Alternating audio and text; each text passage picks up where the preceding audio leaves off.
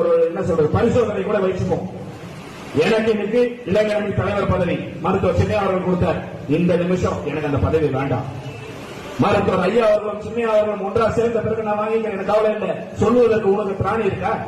வக்கனியா போய் வாங்கலையா? அப்ப உனக்கு பதவி தெரியா? வேற யாருக்கு பதவி தெரியும்? மருத்துவர் சின்னையாவை ஒதுக்க வேண்டும் என்று நீங்க நினைக்கிறீங்க, கூட நாங்க நின்னா எங்களுக்கு பதவி தெரியும், உனக்கு பதவி சோரி. சரி, யோசிக்கணுமா யோசிக்க வேண்டாமா? நான் தயாரிப்போம், வேண்டாம் பேச்சு கூட வேண்டாம், பேப்பர் கூட கையெழுத்து போட்டு தரேன். நீ போட்டு தரதுக்கு தயாரா?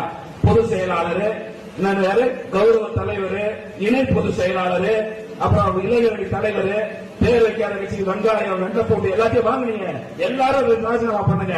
இந்த நொடி நான் ராஜினாமா பண்ணுவதற்கு இதே நிமிஷத்துல இங்கே கையெழுத்து போட்டு தரதுக்கு தயாரா? பாப்போம் யாருக்கு பதவி வெறி பதவி சோரி இருக்குது. வாய்க்கு வந்ததெல்லாம் மைக்கு கடிச்சு பேசிட்டு போட்டா நீ எல்லாம் மாதிரின்னு ஆக முடியாது. ஒரு அளவிற்கு தான் பொறுமை. மருத்துவர் ஐயாவிற்கு மட்டும்தான் இருக்கு. அத்தனை பேர் கட்டுப்படுவாங்க, மற்றவங்க யாருக்கும் கட்டுப்பட்டு எங்களுக்கு வேலை இருக்கு. அதை நீங்க தெளிவா புரிஞ்சுக்கணும். இந்த நிமிஷத்தோட நிறுத்திக்காது. மருத்துவர் சின்னையாவை விமர்சனம் செய்வதற்கெல்லாம் ஒரே ஒரு சதவீதம் கூட தகுதியாக திராணிய உங்க யாருக்குமே கிடையாது.